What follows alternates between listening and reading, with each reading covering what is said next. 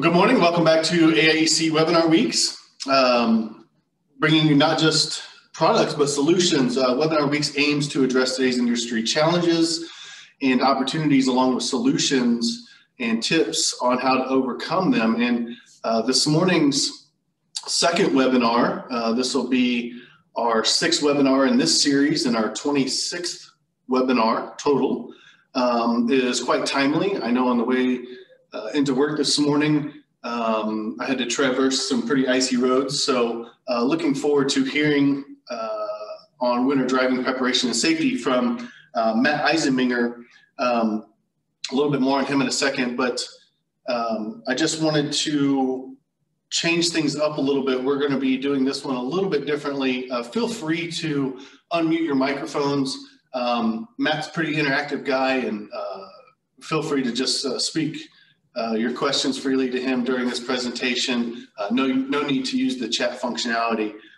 Our presentation today will last somewhere between half an hour and 40 minutes. And again, we'll just leave the questions open for you. Matt spent the last 24 years at Eastern Illini as a lineman and has spent the last 6 years here at AIEC as one of our safety instructors. And Matt's been a good friend and a good asset to AIEC, and we enjoy having him here. Without further ado, I will turn it over to you, Mr. Matt.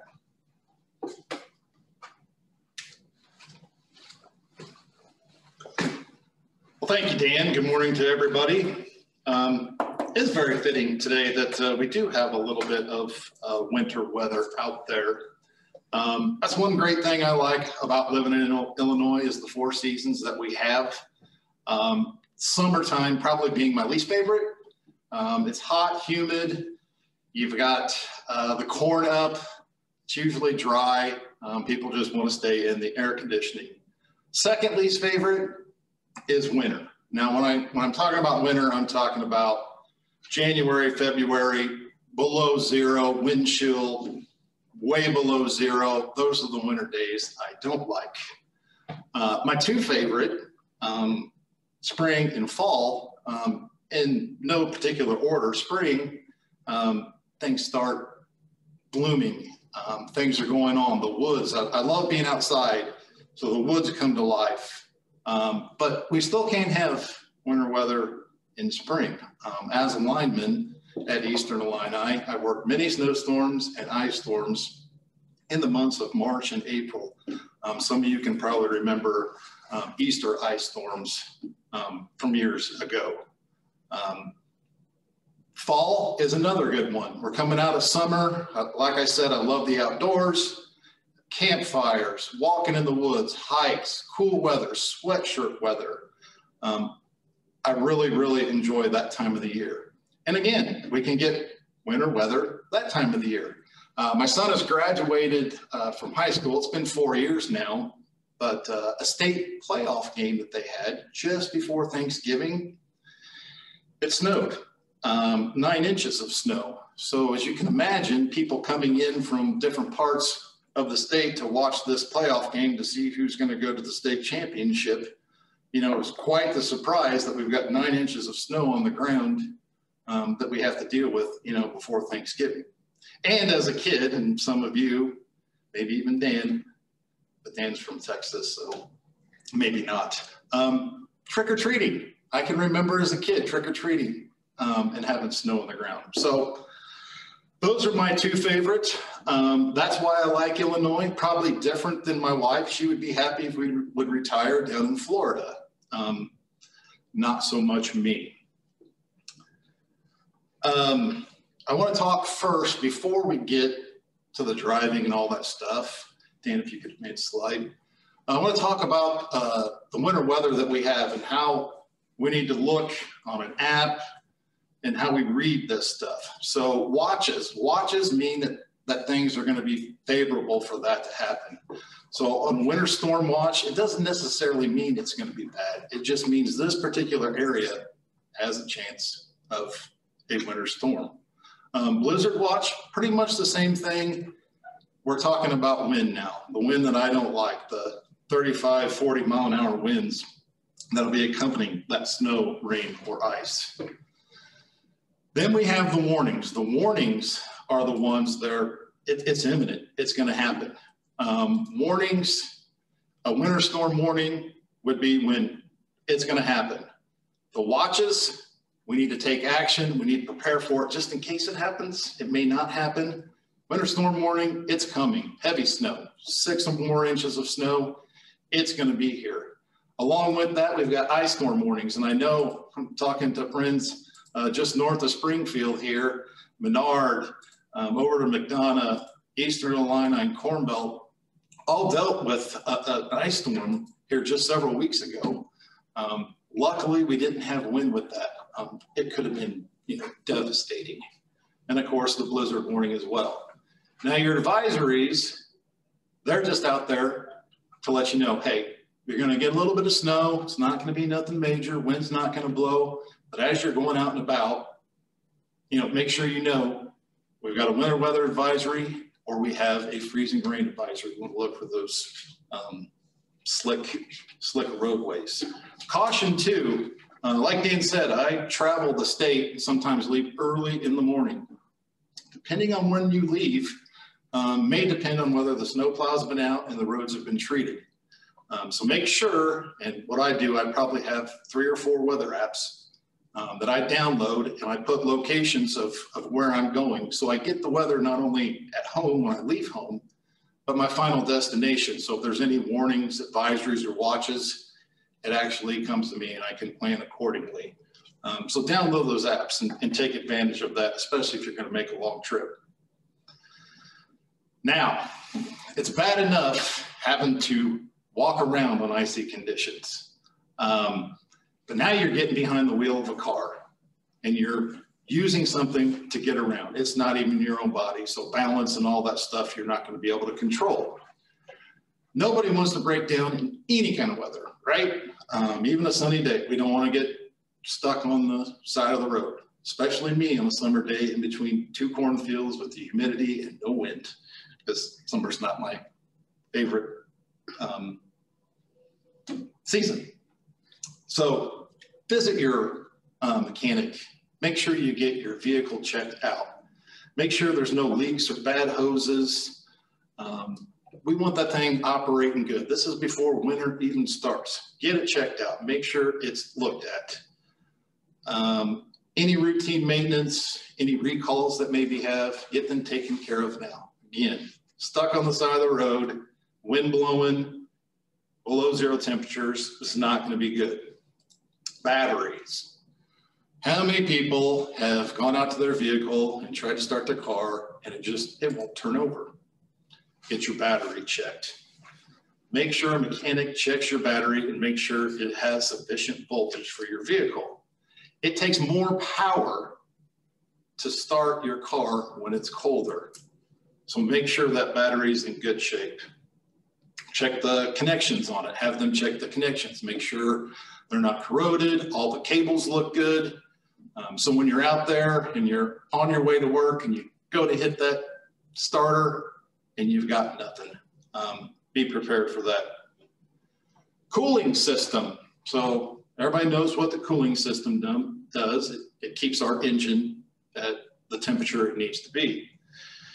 Make sure you've got a mix. 50-50 is usually sufficient of water and antifreeze to keep that engine block from freezing. Last thing we want to do is crack our block, and we're talking thousands of dollars of damages to your vehicle. But check the system for leaks and whatnot. Make sure you don't see any puddles and stuff in your garage, or if you're outside, get that to a mechanic and get it checked. You also might want to, every few years, get your radiator flushed. There's rust deposits and stuff that can get in it. You want to make sure that it is going to work optimally. Windshield wiper reservoir. So if any of you have gone on a long trip, summertime, even maybe springtime, you really don't think about your windshield wiper fluid. Maybe they'll top it off when you get an oil changed. If you do a lot of winter driving and you get days like today where it's just slushy and they've got some treatments and salt up there, what happens to your windshield? It gets a lot of debris on it. You go through a lot more windshield wiper fluid in the wintertime than you do in other times of the year. Make sure it's completely full. If you've gone on a trip and used a lot of it, make sure that you fill it up when you get back. Even the rear view reservoirs, make sure they're full so you can see out the back end. Use a high quality windshield wiper fluid. Make sure it's got something that it's not going to freeze. Last thing you want to do, driving down the road, hit that button and nothing's coming out. She's jammed, froze, solid. And then last, get a jug and put it in your vehicle in the wintertime. That way, if you're out and about and you do run out, you've got some that you can put in there. Along with your windshield wiper fluid, we need to check our windshield wipers. Most of the time when you get your oil changed or your vehicle serviced, they'll check them for you. But if they're not working good for you in normal rainy days, you might want to get them replaced. If we have a bad year, you might even want to get a special windshield wiper that can take care of that snow and ice a little bit better. And then make sure your window defrost work, your mirror defrost work. Make sure all that stuff is in good order. So as you're driving down the road, you can defrost that stuff. My daughter, bless her heart, me being the safety instructor, left home for school one day. And we had 3 or 4 inches of snow, but it was really, really cold. And she started her vehicle up, warmed it up, and took off. Of course, I was already gone to work. My wife was at home and saw her off. And as she's driving down the road, the snow coming off the front of her vehicle was actually hitting her windshield and freezing on the windshield. And she was calling me and telling me, I've pulled over, my defrost is not working. And I said, it's not working. And she goes, no, I'm driving and my windshield is just, it's freezing up with ice. And I got to thinking, it's not even snowing or anything out. Why would it be doing this? And it was the fact that she had not cleaned off her car and that snow was actually blowing to a windshield that was warmer. And then it was actually freezing to the windshield on the outside and it was causing it to glaze over. So make sure you remove the snow off your vehicle as well. Next slide. Tires. Make sure we get our tires checked. Now everybody's seen the picture that's on the screen right now, what to look for in tire tread. Maintain your tires. Get them rotated, get them balanced. Make sure that the pressure in them is good. Now, my wife loves her little on the vehicle where it tells her that the pressures are low. That's for a last resort. You should check your tire pressure at least once a month, all year long, but especially in the winter. Pressures will go down in the winter, and that's why when we get a cold spell, that light comes on, it says check tire pressures. So make sure you check the tire pressures. The tread here is really important though. As you can see on the left, we can see George Washington's head, and there's even a gap in between that. There's not much tread left on this tire. Need to think about getting it replaced. In fact, we definitely need to get that replaced. And on the right, you see a newer tire with good tread. His head's covered up, so that is actually good tread. Keep a tire pressure gauge with you. So if you're driving down the road, you're on a long trip, the light comes on, check tire pressures. Where do you go? Next gas station. Well, here in Central Illinois, depending on where you're at, that may be a long ways away. Carry a good tire pressure gauge with you. Get out and check them if that does happen. Knowing your car. This is very important. So I know here we have fleet vehicles. When I worked at Eastern Illini, sometimes I would get stuck in another vehicle. Be familiar with your vehicle. Know how it drives. Know where all the buttons are. Know where the windshield wipers are. We got a new car this summer, and it was a different company than what we normally get. And I'm just used to the windshield wipers being in one place. And when you're driving down the road and you think you have it, and the one in the back window starts going, you're like, well, this isn't helping me. And you're just distracted. You're trying to find the windshield wipers to clean them off. That's just one example. There's tons of examples out there, but make sure you're familiar with the car. Know how it steers. Do I have front wheel drive? Do I have rear wheel drive? Do I have anti-lock brakes? Know the vehicle that you're going to be driving.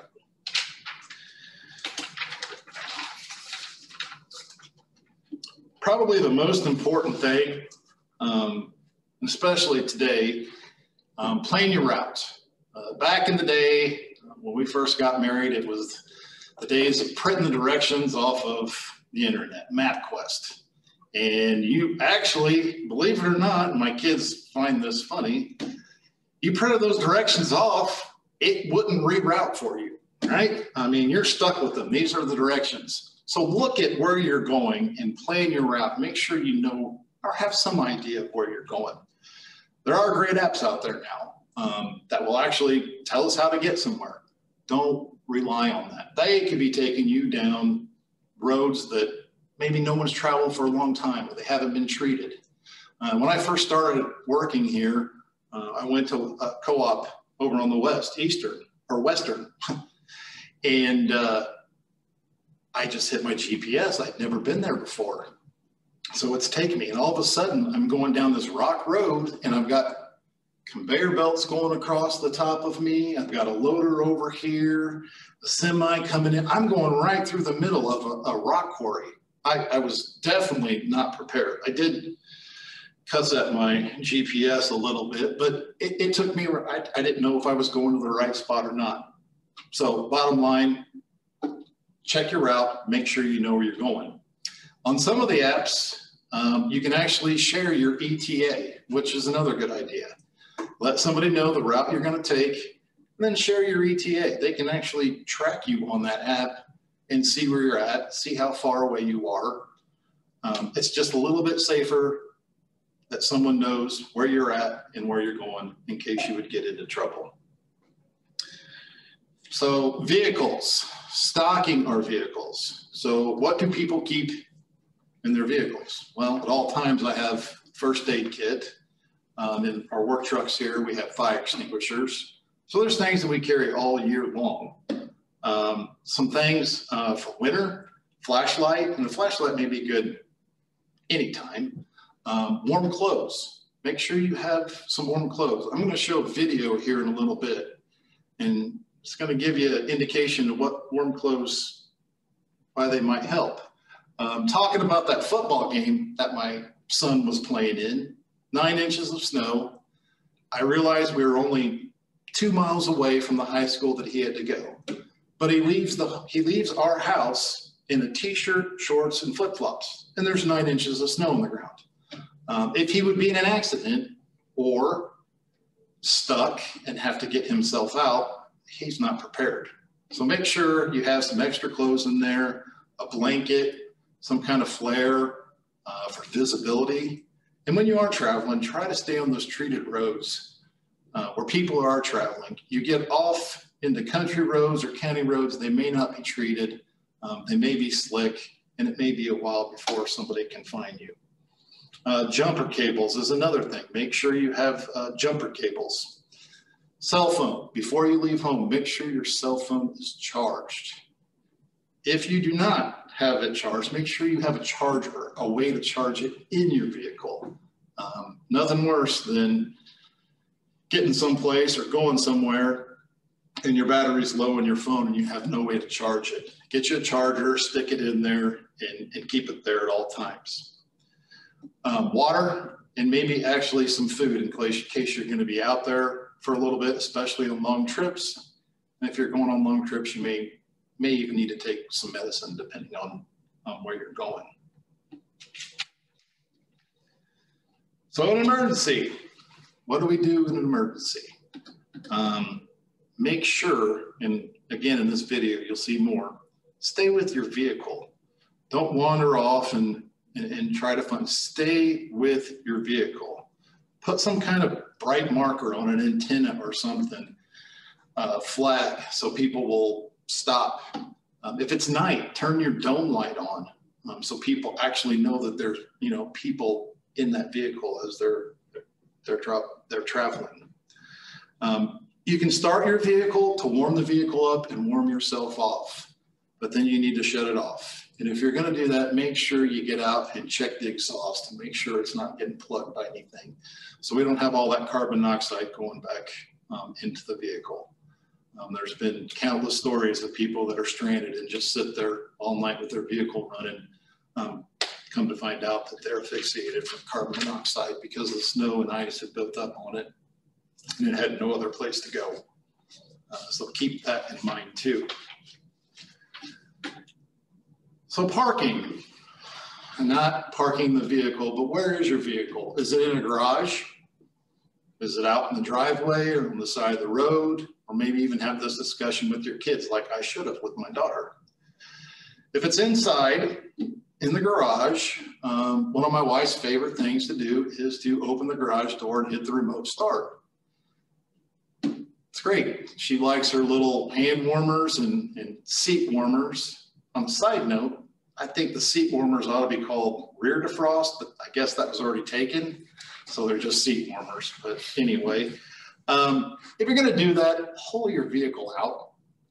Get it in open air. Again, that carbon monoxide, you don't want it coming in your house. You don't want it sitting there festering in your garage. Pull it out, start your vehicle, and let it warm up. Mechanically, they say 30 seconds and your vehicle's ready to drive. Now, if you have to park outside, that's a different story. By all means, use the remote start. It's in open air, it's by the street, in the driveway, wherever it may be, and turn on the butt warmers and the steering wheel warmers and all that stuff. But also you're going to need to go out and you're going to have to clear the snow off of it, right? And when I mean clear the snow, we need to clear all the snow off of it. Snow on the roof, snow on the hood. You know, I already mentioned to you about my daughter with the snow blowing on the windshield. It can freeze over. That's a visible danger that you could have driving down the road. Snow on the roof. So the snow on the roof isn't necessarily going to affect you, but it's going to affect the person behind you. So get you a long brush, brush the snow off. You don't want to impair their vision either. What if you suddenly have to stop and you've impaired their vision? You could have a rear end collision there as well. When you scrape your windows, make sure you scrape the entire windshield. Next slide, please. Well, there's actually, I missed the slide. Some of the things that should be in your winter kit. And as you see up there, it doesn't necessarily have to be a huge snow shovel. You can get a collapsible shovel to where you can actually get in there and dig. But these are some good things to have in your winter car kit. Some kitty litter or some sand in case your wheels are spinning. You can throw that underneath there and it'll give you a little bit of grip. Maybe you can get out without making that call. Okay, now next slide. So I was talking about snow on top of the roof. And as you can see here, there's snow on top of that roof. They got some of it off the hood, but look at the lights. The lights are there for visibility, right? So clean your lights off, especially your tail lights. As you're driving down the road, you want people that are coming up on you, that you want them to know when you're going to turn, when you're braking, etc. An example, one of my good friends, this is not obstruction by snow, but it did happen in the winter. One of my good friends was out on a call with his call out buddy. They were coming back and they had a vehicle that was stuck in the ditch. Basically stuck in the middle of the road is what they were. It was deep snow. So as the Good Samaritans, they wanted to get out, help this person out, push them and get them on their way. So they pulled over, turned their flashers on, and proceeded to go over and help push this guy out. Well, we've got a guy on one side and a guy on the other, and they're pushing this vehicle. What are they covering up? They're covering up the taillights. And lo and behold, the vehicle came, didn't see them or the vehicle, and smashed into them, and he ended up losing a leg. Taillights, any lights, your headlights, you gotta have them, guys. They're gonna warn people ahead of what you're doing. And if they're not cleaned off, they're not gonna know what you're doing. So clean those off. Next slide. Windshield. Now, if you're in a hurry, the top one, right? I mean, everybody's even smaller than that. Some people have got the little this, or you don't even scrape. You hit the defrost, you get out there and you got a little rainbow down here, and you're driving down here like this, you know, trying to see the road. It's going to warm up and then it'll be clear. But you look at the top picture, you can't see the guy walking across the road. You can't see him very good. Your visibility is limited. Make sure you clean all your windows, windshields. Same way on the sides. Don't take your scraper and make a little see-through hole. It's not some fort or something you're making. You don't want somebody to see in. Open it up so you can see everything around you. That's why those windows are there. So those things. Start it up, get the car warm, clean that stuff off. Lights too, guys. Make sure everything is clean and ready to go. Now we got to choose, are we going to drive or are we not going to drive? Wintertime, fall, all that stuff, there's lots going on, right? Christmas shopping, which now Amazon shopping, we don't have to go near as much, but we still like to go. We're social people. We like to get out. We like to go do things. We like to visit friends and family. Before we go, check that weather. Is it worth it to go there and put my family in jeopardy or the other road users in jeopardy as well? You're going to have to make that decision. In this situation here, in this picture, distractions is another thing. Put your phone down, no texting, no eating. Make sure your floor mats are in place and you don't have any debris around your feet. This should be at all times. I know I've been in vehicles where people have McDonald's or something and you know it's down on the floor. We don't want anything that can get behind, hit the gas, clog up the brake to where we can't brake correctly. So make sure you have no distractions. Make sure you know where you're going. Tell the kids to keep it down and back, and everybody wants to get there safe. So sliding, not sledding, sliding. If we drive in the winter, eventually you're going to come into a slide. And I know many of you have drove and you feel a little woo. Those are okay. We can control those and get our car back on the road, and we know it's slick. We're a little bit more cautious. The key to driving in winter is to drive slow. The worst time is that first snow or the first ice. Don't hop on the interstate or do some long drive as your first time on winter driving. Use a town road, a parking lot to test your car and see what it's like before you go on those long trips. See how icy it is. Do a little research. Take a walk down the end of the drive. Check the roads. See what their condition is. You can do that when you leave, but check that weather so you know what you're going to run into on your route that way. So on a slide, if you would slide and your back end goes to the right. So if you're going like this and it goes to the right, turn your wheels in the direction the back end is going. That will get you, that'll straighten you out and get you on the right path. Do not slam on the brakes. Put pressure on the brakes, especially if you have anti-lock brakes, and let them do their job. Basically at that point, the car takes over and it's going to brake independently to slow you down the best way it can.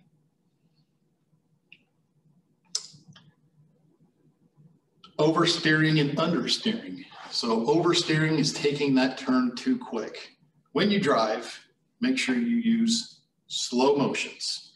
Turn slow, easy, smooth, none of the jerky stuff. It'll help you keep things, keep you out of the ditch. Let's put it that way. Don't panic. Panic is, everybody wants to panic. And me included, I've been in many. High school year, my high school year, so long time ago, we got out of school early, me and my buddy, and we're like, woohoo, you know, out of school. It didn't look like anything's going on. Why'd they let us out of school? What do? We hit a country road. Town roads were fine. They had all kinds of treatment down. We hit a country road. We thought, maybe we'll go pheasant hunting. We'll run by this spot and see what it looks like. As soon as we got out in the country, spin, spin, spin. Ice is the worst. Ice, you can't see it. It's just a clear coating. It's ice. If you've got a little bit of snow, you've got a little bit of traction. Until we drive over it, it falls and refreezes, and then it becomes slick again. So don't panic if you're in a spin. Try to correct it, and don't slam on the brakes.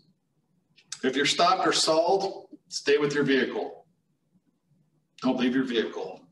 Put your hazards on. Again, put that antenna, put something on your antenna to make sure somebody can see you.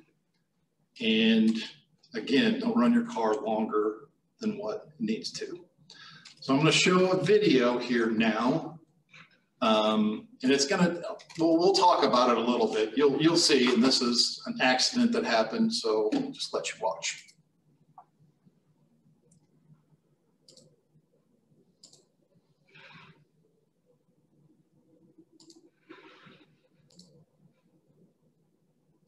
Sheer hell on a highway. Car after car caught in a massive chain reaction pileup. We gotta get out! They just keep coming. And when it seems the worst may have passed, oh my Lord, it's an 18-wheeler coming. another smash. Come on. In all, 47 vehicles were involved. Look at the carnage. It's like a war zone. The car just kept slamming. I spoke to Jamone Weaver, who shot the video, and his girlfriend Tanika Evans, who was driving the rig they were in. Tanika, when you saw all of this carnage around you, what was your reaction?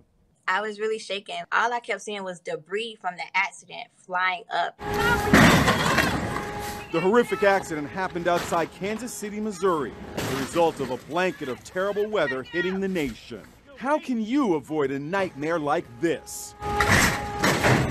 We asked safety expert Pat Daly. The thing to remember with winter driving is that people tend to go too fast in a situation that they don't realize is dangerous.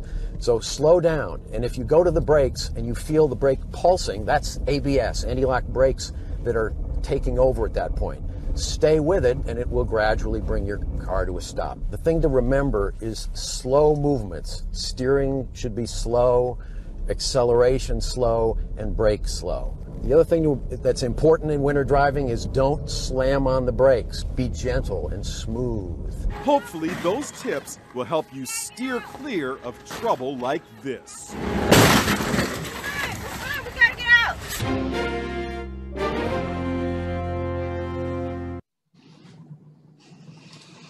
Okay, so I know she was wanting to get out of there, and we were talking about staying calm. Would you want to get out of a vehicle in that situation?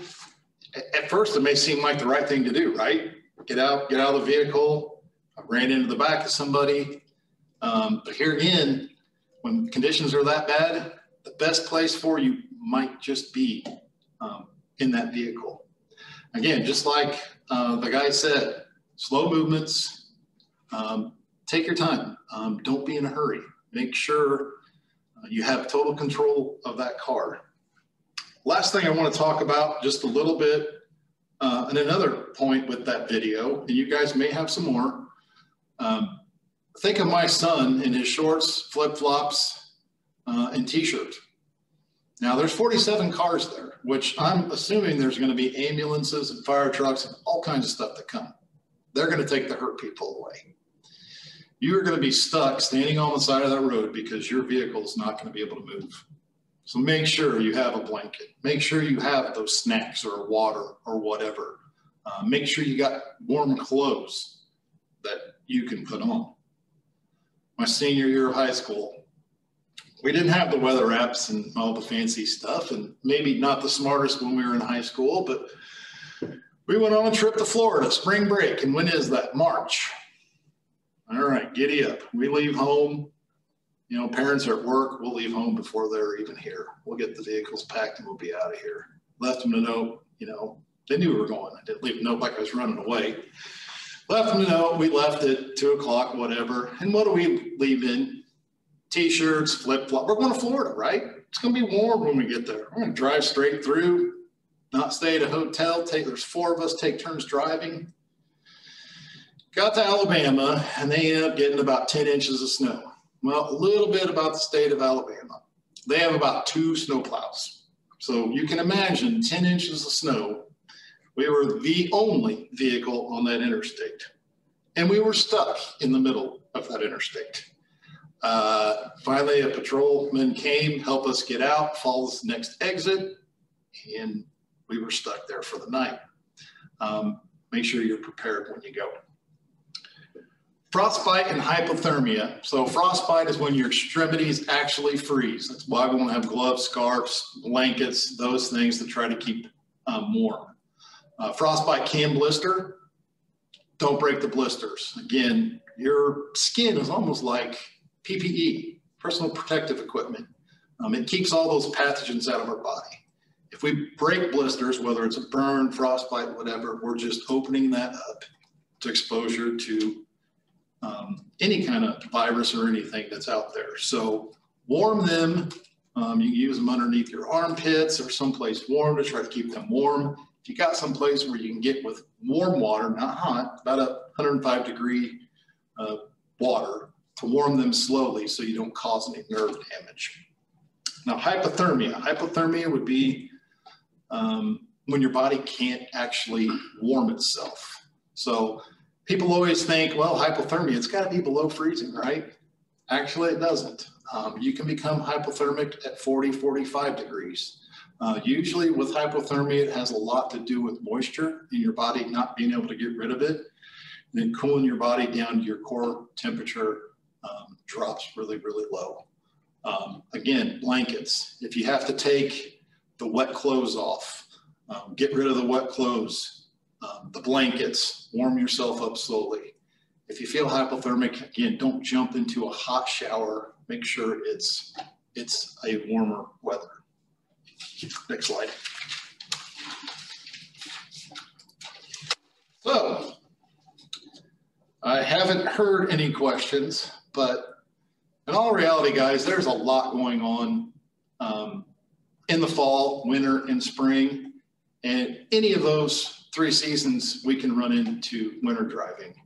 Be prepared, have your car ready, make sure it's stocked for wherever you're going, and be safe out there. Now, thank you very much. Is there any questions? We can go ahead and open the floor if anyone has any questions for Matt at this time.